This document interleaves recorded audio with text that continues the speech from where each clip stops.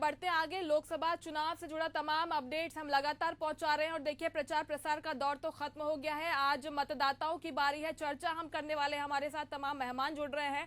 कांग्रेस प्रवक्ता रुपेश दुबे हमारे साथ जुड़ रहे हैं, इसके साथ ही भारतीय जनता पार्टी से पिंकी शाह हमारे साथ जुड़ रही है। बहुत स्वागत है आप दोनों का। सबसे पहले रुपेश जी, आपसे मेरा सवाल है, आज देखिए प्रचार प्रसार का दौर तो खत्म हो गया है, आपने तमाम दावे वादे जनता से कर लिए हैं, आज जनता की बारी है।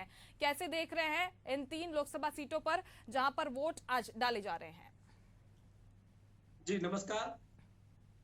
लोकतंत्र के महापर्व में जिस प्रकार से आम जनता का उत्साह है, महिलाएं प्रमुखता से भाग ले रही हैं, युवा अपने मतदान का प्रयोग कर रहे हैं, निश्चित रूप से एक समग्र देश की जो विकसित भारत की जो परिकल्पना है, उसके लिए परिप्रेक्ष्य में आम जनता मतदान कर रही है। और महिलाओं की अधिकतर जिस प्रकार से भागीदारी मतदान में हो रहा है, ये सुनिश्चित है कि भाजपा के अन्याय के खिलाफ में नारी न्याय योजना बलवती हुई है और महालक्ष्मी न्याय योजना के पक्षधर महिलाएं अपने मतदान का प्रयोग करके भाजपा की जो 10 वर्षीय कुनीतिपूर्ण सरकार चलाई है, अन्याय, अत्याचार, महंगाई, बेरोजगारी के दंश आम जनता को दी है, उसके खिलाफ जनादेश देने के लिए आम जनता आतुर है।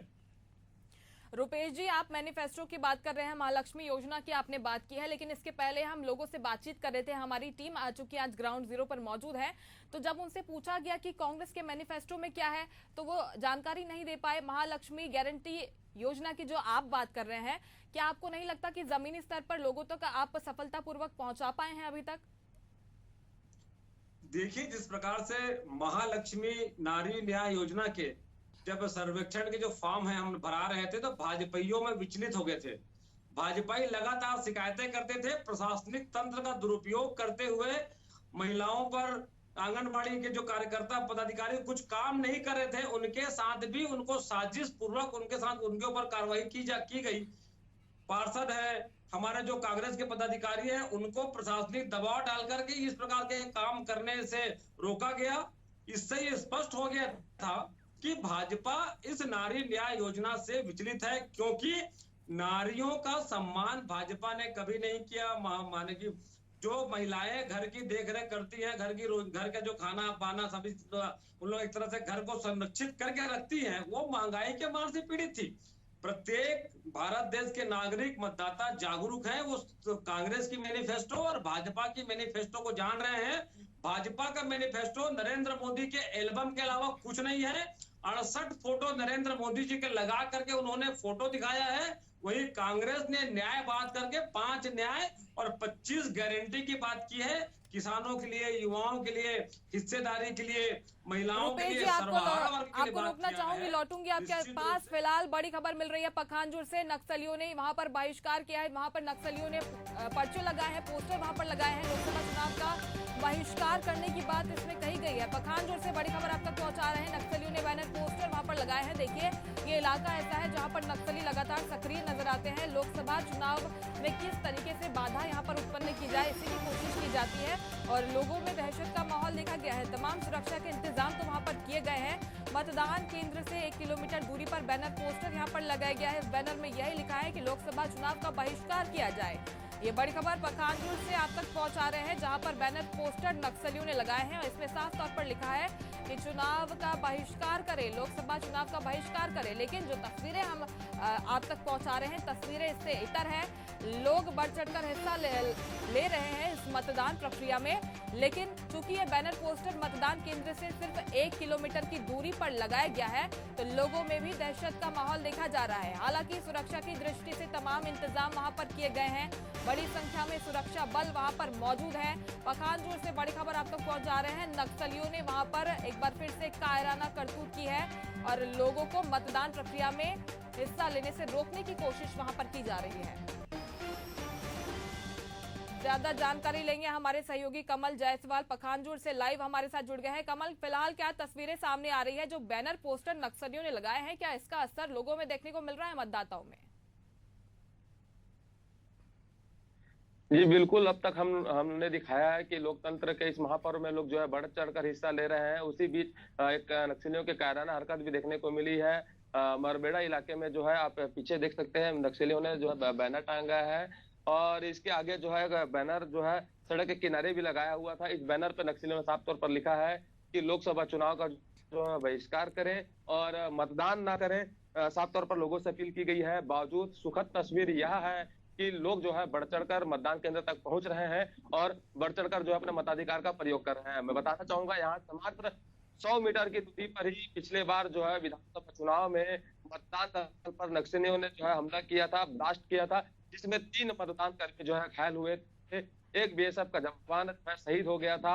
इस 100 मीटर की दूरी पर ये जो है हमला किया था विधानसभा चुनाव में। और इसी इलाके में फिर से जो है नक्सलियों ने कायराना हरकत करते हुए यहाँ जो है लाल कपड़े में हस्तलिखित बैनर लगा है और लोकसभा चुनाव का बहिष्कार करने की अपील की गई है। बताना चाहूंगा महज 1 किलोमीटर की दूरी पर ही यहाँ पर मतदान केंद्र बनाया गया है मरबेड़ा में, जो सुरक्षा के लिहाज से इंतजाम किए गए हैं ताकि किसी भी प्रकार की अप्रिय वारदात ना हो सके।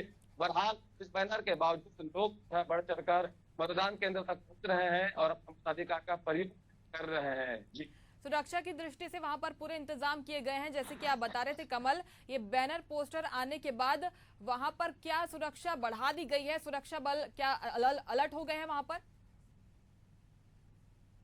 जी बिल्कुल ही, जिस तरीके से मैं बताना चाहूंगा, पिछले बार जब विधानसभा चुनाव में यहाँ पर मतदान दल पर हमला हुआ था, ऐसे में इस बार लोकसभा चुनाव के मद्देनजर जो है उस मतदान केंद्र को, रेंगाबाई मतदान केंद्र को सुरक्षा के लिहाज से मरबेड़ा में शिफ्ट किया गया है।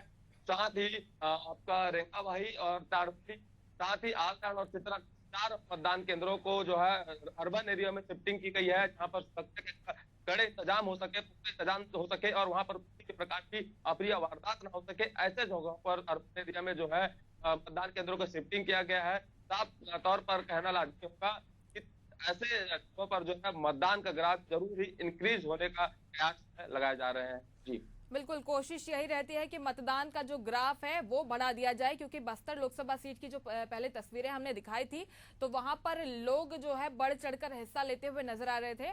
और यहाँ की जानकारी भी जैसे आप दे रहे हैं कि नक्सली पूरी कोशिश कर रहे हैं कि बाधा वहां पर उत्पन्न की जाए, चुनाव की प्रक्रिया में बाधा उत्पन्न की जाए। अपनी कायराना करतूत लगातार नक्सली करते हैं। लेकिन अब जो हम देख रहे हैं कि छत्तीसगढ़ की तस्वीर बदलती हुई नजर आ रही है। तमाम कोशिशें नक्सली कर ले, लेकिन जो मतदाता है जागरूक हो गया है और चुनौती देते हुए नजर आ रहा है नक्सलियों को।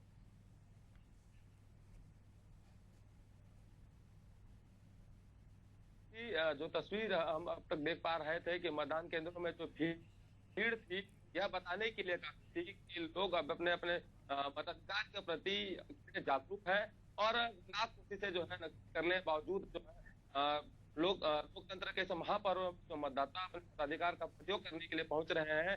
कहना लाजमी होगा कि तमाम कोशिशों के नक्सलियों के बावजूद मतदान केंद्रों पर पहुंचना साफ तौर पर इशारा करता है कि आप कितने भी बैनर पोस्टर टांग के कितने भी चुनाव का बहिष्कार करने की अपील कर लें, लेकिन लोग जो है जागरूकता के चलते अपना मताधिकार का प्रयोग करके रहेंगे और एक जिम्मेदार जनप्रतिनिधि का चुनाव करके रहेंगे जो क्षेत्र के विकास के लिए जरूरी है। बिल्कुल, विकास के लिए जनता वोट कर रही है और जागरूक नजर आ रहे हैं मतदाता। बहुत शुक्रिया आपका तमाम जानकारी के लिए कमल। हमारे साथ तमाम मेहमान जुड़े हुए हैं, उनका रुख कर लेते हैं।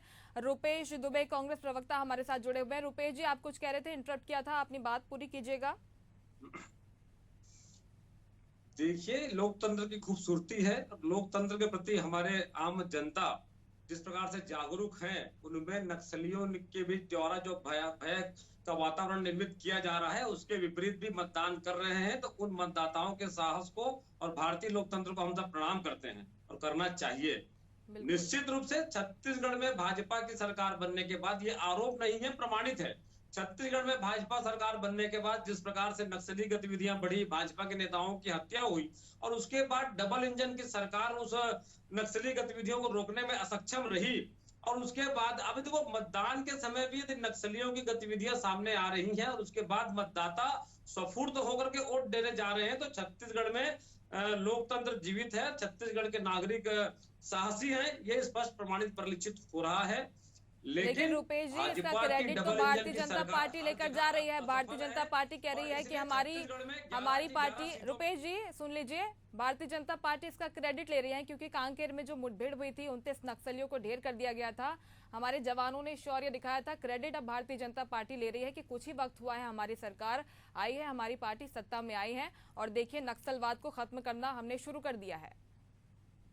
निश्चित रूप से मुस्कान जी, जिस प्रकार से हमारे जवान अपने साहस और अदम्य साहस का परिचय देते हुए नक्सलियों को मार गिराया, उनके साहस को हम सब ने सराहा है, हम सबके सबने नमन किया है, प्रणाम किया है।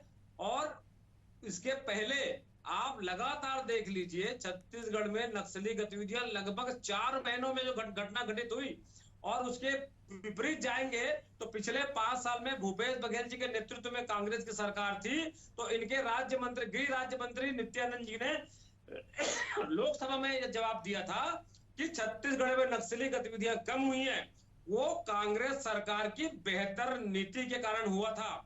और वही आज छत्तीसगढ़ में भाजपा सरकार आने के बाद जिस प्रकार से नक्सली गतिविधियां बढ़ी, और तो और भाजपाइयों ने तो आदिवासियों को नक्सली बता करके जेल में भरने का काम किया था।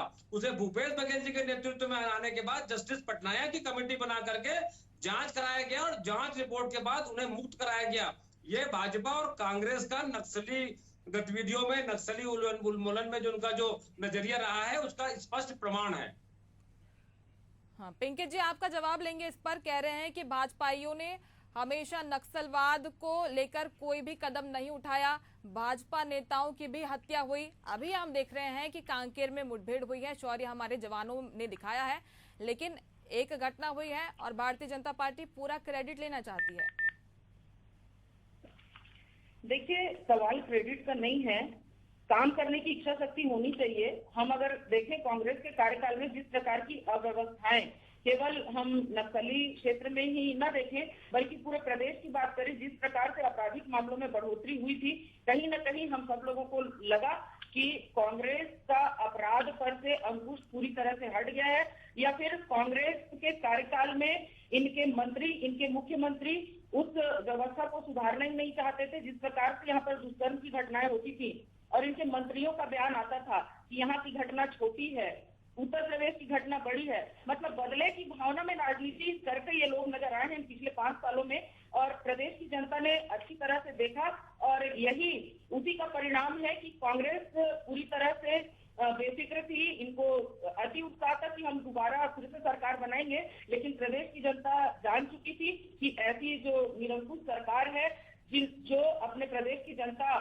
की चिंता तो नहीं कर रही है लेकिन दूसरे की चिंता कर रही है, दूसरे प्रदेश की व्यक्तियों की चिंता कर रही है। अगर हमारे यहाँ कोई घटना घटित होती थी तो यहाँ पर बोलने के लिए संवेदना के 2 शब्द कांग्रेस के कार्यकर्ताओं के या इनके नेताओं के नहीं निकलते थे, लेकिन अन्य प्रदेशों में होता था तो 50-50 लाख रुपए तक की राशि को माननीय मुख्यमंत्री जी जाकर के अपने आकाओं को खुश करने के लिए देते थे। इस प्रकार की व्यवस्था कांग्रेस के कार्यकाल में थी और यही परिणाम है कि जब अवसर आया चुनाव का, प्रदेश की जनता ने इनको सबक सिखाया और एक बार फिर से रामराज की स्थापना की, भारतीय जनता पार्टी की स्थापना की। और आज भी देश की जनता भारतीय जनता पार्टी के साथ है, माननीय नरेंद्र मोदी जी के साथ है। इस प्रकार का उत्साह पूरे चुनाव में हमने देखा है। लोगों का कहना है जो राम को लाए हैं हम उनको लाएंगे और निश्चित तौर पर पूर्ण बहुमत लेकर के माननीय मोदी जी पुनः प्रधानमंत्री के रूप में बैठेंगे। इतना हमको प्रदेश की जनता और देश की जनता के ऊपर विश्वास है। जनता तय करेगी, लेकिन फिलहाल सवाल आपसे है पिंकी जी, कांकेर, महासमुंद, राजनांदगांव, ये तीनों हाई प्रोफाइल सीटें हैं। भारतीय जनता पार्टी अपनी स्थिति कहां पर देखती है? क्योंकि देखिए बड़े नेताओं को आपने पूरी तरह से झोंक दिया, पूरी ताकत भारतीय जनता पार्टी ने लगा दी। क्या डर सता रहा है भारतीय जनता पार्टी को? क्योंकि अभी तो कब्जे में है, मजबूत स्थिति में भारतीय जनता पार्टी। यहाँ पर कांग्रेस पार्टी यही कहती है कि जो भारतीय जनता पार्टी है डरी सहमी है, डर का माहौल है भारतीय जनता पार्टी में। देखिए, कांग्रेस के पास में बोलने के लिए कुछ मुद्दा नहीं है। डर किसको है, इसको जनता देख रही है। अगर 50 साल तक आजादी के बाद से 50 साल तक कांग्रेस की सरकार रही है, कांग्रेसियों ने कभी महिलाओं की चिंता की है क्या? आप बताइए। अभी भी महिलाओं के प्रति जिस प्रकार से इनके वक्तव्य आते हैं, इनके नेताओं के वक्तव्य आते हैं, आप चाहे हमारे महामहिम राष्ट्रपति द्रौपदी मुर्मू जी के बारे में टिप्पणी कह दीजिए, या अभी जो हमारी कंगना रनौत जी मंडी में खड़ी है उनके विषय में बात करिए। एक तरफ इनके नेता कहते हैं कि हमको शक्ति को मंडी में लड़कियों का भाव क्या चल रहा है। मतलब इस प्रकार से गंदी टिप्पणी महिलाओं के प्रति करते हैं तो महिलाओं की मानसिकता कांग्रेस के प्रति क्या बनी होगी, इसको हम भली भांति जान सकते हैं। इन्होंने महिलाओं का कभी सम्मान नहीं किया है। वो तो भारतीय जनता पार्टी ने आज 37% आरक्षण दिया। छत्तीसगढ़ में भारतीय जनता पार्टी की सरकार थी, हमने पंचायतों में और नगरीय निकाय में 50% का आरक्षण हमने महिलाओं को दिया है। कांग्रेस केवल बातों में है और आज भी जो 1 लाख देने की बात कह रहे हैं वो भारतीय जनता पार्टी का नकल कांग्रेस कर रही है। अगर हम अपने जहां पर सरकार है वहां हम 1000 रुपए महतारी बंधन के माध्यम से दे रहे हैं तो ये उसका कार्ड खोज करके 1 लाख देने की बात कर रहे हैं। और छत्तीसगढ़ की जनता इसको भी समझ चुकी है, क्योंकि पिछले 5 सालों में जिस प्रकार से कांग्रेस ने झूठ पर झूठ बोला है उससे जनता यहाँ पर जान चुकी है कि कांग्रेस की कथनी और करनी में किस प्रकार से भिन्नता है।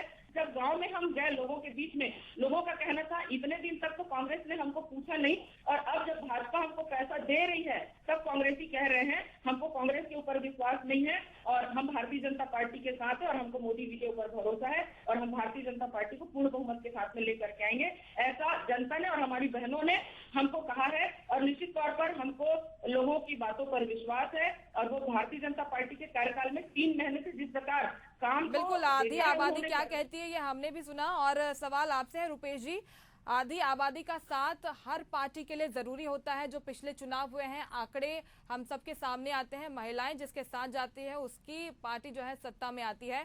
महिलाओं को साथ पाने में क्या आपकी पार्टी कामयाब हुई है? क्योंकि भारतीय जनता पार्टी तो यही आरोप लगाती रही है कि कांग्रेस पार्टी भरोसे के लायक नहीं है और महिलाओं का अपमान करते हुए नजर आती है कांग्रेस पार्टी। क्या किया है आपने महिलाओं के लिए? आपके पास महिलाओं के लिए क्या खास है? महिलाएं क्यों आपके साथ आए? मुस्कान जी, भारतीय राजनीति में कांग्रेस ऐसी पार्टी है जिनकी राष्ट्रीय अध्यक्ष महिला रही। कांग्रेस ही ऐसी पार्टी है जिन्होंने प्रधानमंत्री का पद भी महिलाओं को दिया और कांग्रेस ही ऐसी पार्टी है जो आरक्षण के लिए लोकसभा में विधेयक कांग्रेस में राजीव गांधी जी के कार्यकाल में पास हुआ। कांग्रेस आज भी वर्तमान स्थिति में अपने संगठन में 33% महिलाओं को आरक्षण देने का काम करती है। जिस प्रकार से नारी बंधन की बात भाजपाइयों ने करी और वो लागू कब होगा इसके बताने में वो असक्षम है। महतारी न्याय योजना के बारे में इनके मुख्यमंत्री, इनके उप मुख्यमंत्री जी और भाजपा के लोग कहते थे कि प्रत्येक विवाहित महिला को महतारी योजना का लाभ मिलेगा, लेकिन जब योजनाएं लागू की गई तो तमाम तरह की शर्तें लगा करके हमारी 18 से 21 साल की जो नवविवाहिता महिलाएं हैं उनको भी इससे वंचित कर दिया गया। आज भी जनधन खाते कितने खुले हैं, जनधन खातों में पैसे ट्रांसफर कर दिए गए हैं और जनधन खाता बंद होने की स्थिति में उनको राशि नहीं मिली है। 70 लाख महिलाओं को राशि देने की बात करते हैं पर मुश्किल से 30% महिलाओं को ही राशि मिली है। बाकी महिलाएं आज भी दर बदर की ठोकरें खाने को विवश हैं, बैंक वाले परेशान हैं और उसके बाद भी इनके द्वारा किसी भी नारी महिला के लिए कोई योजना ना तो बता पा रहे हैं। 18 लाख आवास की बात करते हैं। सबसे दुर्भाग्यजनक ये मुस्कान जी कि कैबिनेट का पहला निर्णय जिसमें 18 लाख लोगों को आवास के लिए राशि देने की बात हुई है, आज 4 महीने हो गए हैं भाजपा की सरकार 1 रुपए भी देने में असक्षम है।